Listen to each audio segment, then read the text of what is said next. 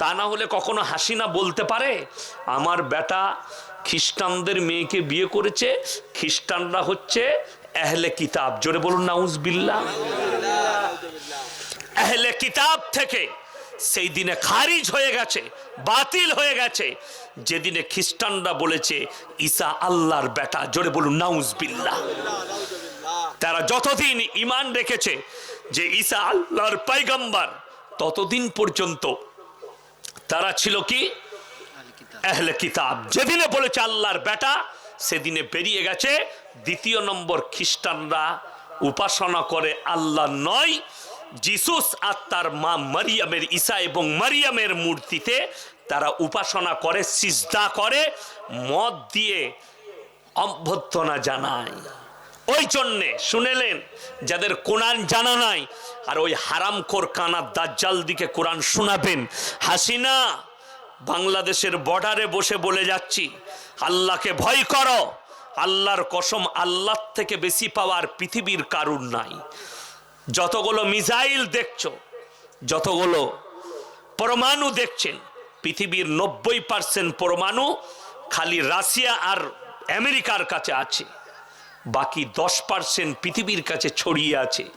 যতগুলো missile Iran বলছে এমন ড্রোন পার করেছে, তাবাহি মাচাচ্ছে ইউক্রেনে। ইরান যে মিসাইল পরীক্ষা করেছে, আমেরিকা পর্যন্ত ভয়ে কাঁপছে। এমন মিসাইল পরীক্ষা করেছে, এত খতরনাক। তাদের যেগুলো অ্যারেন্ডম আছে, যেগুলো বোমাগুলো আটকায় মিসাইলকে রুখে দেয়, সেগুলো পর্যন্ত ফেল করে দিবে, এমন তৈরি করেছে, ভয়ে কাঁপছে। আর আল্লাহ বললেন আমি কত, আমার কত পাওয়ার, তোমরা কি আমার কোরআনকে পড়ে দেখোনি আমার পাওয়ারটা? আবরাহা বাদশা বললে কাবা ঘরকে গুঁড়িয়ে দেবো। আল্লাহ বললেন আলাম তারা কাইফা আলা রাব্বুকা বিআসহাবিল ফিল। তোমাদের মতো মিলিটারি নয়, মিসাইল নয়, হস্তি বাহিনী দিয়ে বললে গুঁড়িয়ে দেবো। আল্লাহ বললেন তাইরান আবাবিল, আমি তাদের উপরে মিসাইল নিক্ষেপ করিনি, ফেরেশতা পাঠাইনি। ছোট ছোট পাখি তারা মুখে করে পাথর নিক্ষেপ করেছে আসমান থেকে। আমি কাবা ঘরে পৌঁছানোর আগে হস্তি বাহিনীকে ধূলিসাৎ করে দিয়েছি। জোরে বলুন সুবহানাল্লাহ। আর আপনি কাকে ভয় করছেন? আমাদের দেশের লোকরা বললে না শেখ যে তোমরা করোনাকে ভয় করে, আর তোমরা ভয় করছো কাকে? এনআরসিকে। আল্লাহর কসম করে বলছি সব থেকে খতরনাক এনআরসি হবে কবরের এনআরসি, সেটাকে ভয় করো। যদি বলে চলে যাও, আপনি কারাগারে ঠাঁই পাবেন, পুরা রুটি আর ডাল পাবেন। আল্লাহর কসম, কবরে গিয়ে যদি বলে তোমার আমল ঠিক নাই, তুমি কোথায় ঠাঁই পাবে? তুমি কোথায় দাঁড়াবে? কবর থেকে পালাবার জায়গা নাই। কিন্তু যদি বলে তুমি চলে যাও, আমি বাংলাদেশেও যেতে পারি, পারি না? পারি না। যদি বলে পালিয়ে যাও, আমাকে বাংলাদেশ জায়গা দিতে পারে, পাকিস্তান দিতে পারে, আরব আমির শাহী দিতে পারে, পারে না? পারে না। আমাদের দেশ থেকে আপনি এ দেশ থেকে ও দেশ চলে যাবেন, ডিটেনশন ক্যাম্পে থাকবেন, কিন্তু আল্লাহর কসম কবরে যদি বলে তোমার আমল নাই, তুমি ওইখান থেকে পালাবার কিন্তু রাস্তা পাবে না। কিয়ামত থেকে পালাবার রাস্তা নাই, কিয়ামতের ময়দান থেকে। ওই জন্যে ওই এনআরসি নিয়ে আগে ভাবো। আর মুসলমান শুনে রেখে দেন, আল্লাহ যেটা করবে সেটাই হবে। পৃথিবীর কোনো শক্তি আল্লাহর কাছে কাজে লাগবে না। আপনারা কাকে ভয় করছেন? মোদিকে, যোগীকে, অমিত শাহকে? এর থেকে তাবড় তাবড় নেতা নিচুড়ে রস বার করে দিয়েছে আল্লাহ। ফিরাউনের কথা মনে করো, নমরুদের কথা মনে করো, আমি তাদের হালত কি করেছি আমার কোরআনকে জিজ্ঞেস করো। তাদের নিচুড়ে রস বার করে দিয়েছি। ফিরাউনের মতো নেমো খারাম। শুনেন, আমাদের দেশের অনেক লোক আপনি ফারাক্কা রেল স্টেশনে পাবেন, মালদা টাউনেও পাবেন। দেখবেন কিছু গণকার অ্যাটার্চি খুলে বসে থাকে, গামছা বিছিয়ে, চাদর বিছিয়ে, বস্তা বিছিয়ে। তারা হাত গুনে বলে দেয় তোমার কি হবে, বলে না? হাওড়া স্টেশনে আছে, হাতটাকে দেব, বিরাট গোলমাল, তো তোমার ভাগ্যর গোলমাল যাচ্ছে, এই যাচ্ছে। দিয়ে বলে কি করতে হবে? বলে তোমার ছেলে হয়নি, না বাবা হয়নি, তোমার ভাগ্যটা একটু গোলমাল যাচ্ছে। পাই কিন্তু 70,000 বেতন। ও ভাগ্য পরীক্ষা করাচ্ছে, চট বিছিয়ে পাথর বিক্রি করছে, যদি দুটো আংটি বিক্রি হয় শালা খেতে পায়, না হলে পায় না। কথাটা আমার বুঝতে পেরেছেন না পারেননি? কিন্তু ওকে দিয়ে ভাগ্য পরীক্ষা করাচ্ছে। সে বলছে এই পাথরের আংটিটা যদি নেন আপনার ভাগ্য ফিরে যাবে, এটা যদি নেন প্রমোশন হবে, এটা নিলে বেটা ছেলে হবে। কিন্তু কেউ বলতে পারছে না ওই ভাগ্যের আংটিটা তোর হাতে রাখ, কাল থেকে তোর ভাগ্য ফিরে যাবে। মমতা খালার পাশে বসবি বে, তুই কেন ছিঁড়া চটে বসে?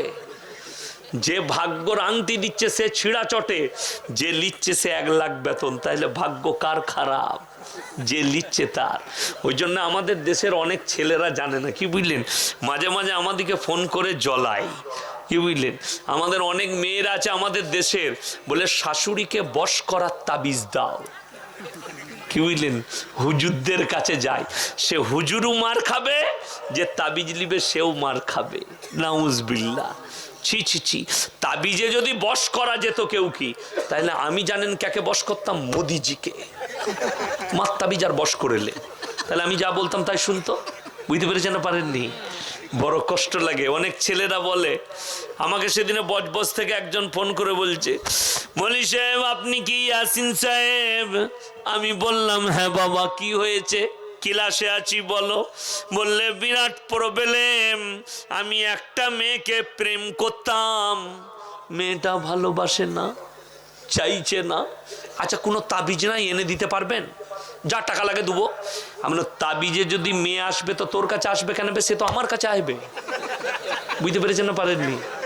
আমরা বোকা মৌলবীরা তাবিজে মেয়ে পাওয়া গেলে আমরা সুন্দরীগুলো বিয়ে করতাম, আপনাদের লেগে কালো খানাগুলো ফেলে রাখতাম। মার তাবিজ আর একটা করে টেনেলে, কি বুঝলেন? কিন্তু ধোকা, প্রতারণা। 99টা লোক সমাজকে তাবিজ, তেল পড়া, পানি পড়ার নাম করে ধোকা দিচ্ছে। সবাই আল্লাহর উপরে ভরসা করবো, জোরে বলুন ইনশাআল্লাহ। আল্লাহ আপনার উপরে তকদিরে যেটা রেখেছেন সেটা পাবেন, তার বাইরে কিচ্ছুতে কিচ্ছু পাবেন না। শুধু ধোকাবাজি আর প্রতারণা। লোকরা আমাদিকে এসে বলে হুজুর একটু বরকতের তাবিজ দেন তো। আমার তাবিজে যদি তোমার দোকানে বরকত হয়, এমন পৃথিবীতে কোনো মৌলবি বুকা দেখেছেন যে লোককে বরকত দিবার নিজে গরিব থাকবে? বুঝতে পেরেছেন না পারেননি? আমরা মসজিদে 3000 বেতন পাই, ইমামরা 3000, 4000, 5000, 10,000 বেতন পাই। তো আমি, আপনি ব্যবসা করেন কোটি টাকার, তো আমি আমার বরকত না দিয়ে আপনাকে দেবো? যদি তাবিজে বরকত হতো, বর্ধমানের রাইস মিলগুলো আমাদের বাপ বেটার হতো। মার তাবিজার একটা করে টেনেলে, কি বুঝলেন? আমরা বাপ বেটা মালসাই কেন পড়াতে যেতাম, 8000 টাকা বেতন আমার মালসাই, আমার কেন পড়াতাম? আহা বাবাজিরা, খুব সাবধান, এরকম প্রতারণায় পড়বেন না। মোবাইল খুললেই দেখতে পাবেন একটা কলেতেই প্রেমের ব্যর্থতা থেকে সফলতা পাবেন, ব্যবসায়ী ব্যর্থতা 24 ঘন্টার মধ্যে সফলতা পাবেন।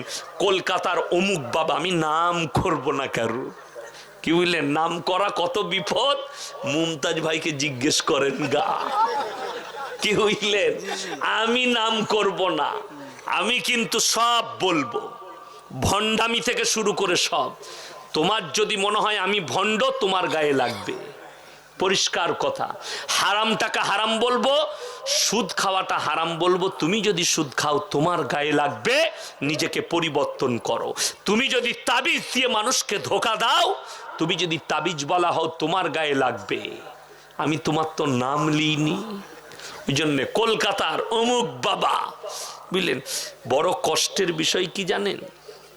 এই যতগুলো ইউটিউবার আছে শুনেলেন, ইউটিউবার চ্যানেলওয়ালা সবাই আছেন তো এখানে? আমি যে কথাটা বলছি এই কথাটা কেটে দিবে, বুঝতে পেরেছেন না পারেননি? এই ভাষাটা কেটে দিবে আমি যেটা বলতে যাচ্ছি। আর যদি এইটা ছাড়বেন না, আপনাদেরও বিপদ হবে। আমাদের দেশে দুটো জিনিস প্রসিদ্ধ আছে, বাপ আর মা। হিন্দু ভাইদের মা আর আমাদের বাপ, বুঝতে পারেন নাই? মা সরস্বতী, মা দুর্গা, মা কালী, মা বিশ্বকর্মা, মা অমুক, সব মা। আর যতগুলো বাপ আমাদের, মখদুম বাবা, খ্যাপা বাবা, আচমক বাবা, মুসলিম বাবা, জলা বাবা, পানি বাবা, অমুক বাবা, উড়ো বাবা, পুরো বাবা, লতা বাবা, বাবার সাহেব নাই, খুঁড়া বাবা, ল্যাংড়া বাবা। আমি শালা বাপের শেষ নাই আর মায়ের শেষ নাই। হ্যাঁ, নিজের মাকে মা বলে না গো, নিজের বাপকে ভাত দেয় না, কি বুঝলেন? বড় কষ্ট লাগে। আমি বলি, আমি নাম করব না, আপনাদের লালগোলা থেকে মুর্শিদাবাদের জলসা করে আমি বাড়ি যাচ্ছি, চা হবে হবে, জ্যাকেটটা খুলি দেখি একবার আপনাদিকে, কি বুঝলেন? লালগোলা থেকে বাড়ি যাচ্ছি, রাত তখন প্রায় 3টে 3:30, ভেদিয়ার ব্রিজ পেরিয়েছি, হোটেল। আমি ড্রাইভারকে বললাম দাঁড় করা তো ভাই, চা খাবো, চা খেতে দাঁড়িয়েছি। তো তখন চৈত্র মাস চলছে, তো ধরে নেন এখন থেকে জলসা আমি 13ই আশ্বিন থেকে জলসা শুরু করেছি। একদিন মাঝে সময় পেয়েছিলাম, জলসা ক্যান্সেল ছিল, চুল কাটতে পেয়েছি। এরপর একদিনও খালি নাই, চুলগুলো না কাটতে পারলে এতটা আসবে না, আসবে না, চলে আসবে, সময় পাইনি। চুল বড় হয়েছে, আমি টুপিটা খুলে, খাট থাকে হোটেলে, দেখবেন যারা ড্রাইভার তারা জানে, খাট থাকে না হোটেলে, লাইন হোটেলগুলোই, খাটের ওপরে শুয়েছি লম্বা হয়ে, একটু পা মেলেছি। তো সঙ্গে সঙ্গে দেখছি অন্ধকারে অনেক লোক 12 মুন্ডা পড়ে আছে, হেঁটে আসছে। কিছু লোক আছে চুড়িদার আছে, তো ওড়না নাই, শাড়ি আছে। বুঝতে পেরেছেন না পারেননি? কিন্তু ওকে দিয়ে ভাগ্য পরীক্ষা করাচ্ছে। সে বলছে এই পাথরের আংটিটা যদি নেন আপনার ভাগ্য ফিরে যাবে, এটা যদি নেন প্রমোশন হবে, এটা নিলে বেটা ছেলে হবে। কিন্তু কেউ বলতে পারছে না ওই ভাগ্যের আংটিটা তোর হাতে রাখ, কাল থেকে তোর ভাগ্য ফিরে যাবে, মমতা খালার পাশে বসবি বে, তুই কেন ছিঁড়া চটে বসে? যে ভাগ্যর আংটি দিচ্ছে সে ছিঁড়া চটে, যে লিচ্ছে সে 1 লাখ বেতন, তাইলে ভাগ্য কার খারাপ? যে লিচ্ছে তার। ওই জন্য আমাদের দেশের অনেক ছেলেরা জানে না, কি বুঝলেন, মাঝে মাঝে আমাদেরকে ফোন করে জ্বলায়, কি বুঝলেন।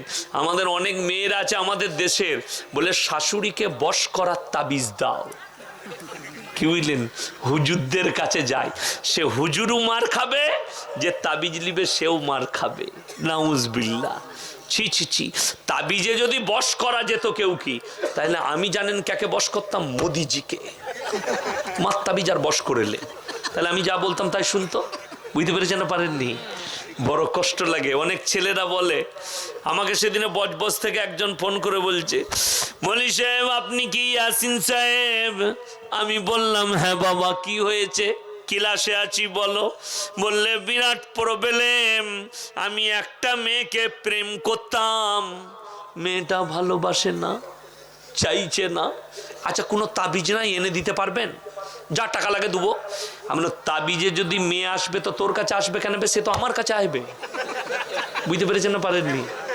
আমরা বোকা মলবিরা, তাবিজে মেয়ে পাওয়া গেলে আমরা সুন্দরীগুলো বিয়ে করতাম, আপনাদের লেগে কালো খানাগুলো ফেলে রাখতাম, মার তাবিজ আর একটা করে টেনেলে, কি বুঝলেন।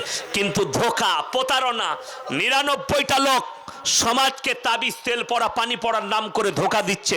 সবাই আল্লাহর উপরে ভরসা করবো, জোরে বলুন ইনশাআল্লাহ। আল্লাহ আপনার উপরে তকদিরে যেটা রেখেছেন সেটা পাবেন, তার বাইরে কিচ্ছুতে কিচ্ছু পাবেন না, শুধু ধোকাবাজি আর প্রতারণা। লোকরা আমাদিকে এসে বলে হুজুর একটু বরকতের তাবিজ দেন তো। আমার তাবিজে যদি তোমার দোকানে বরকত হয়, এমন পৃথিবীতে কোনো মৌলবি বুকা দেখেছেন যে লোককে বরকত দিবার নিজে গরিব থাকবে? বুঝতে পেরেছেন না পারেননি?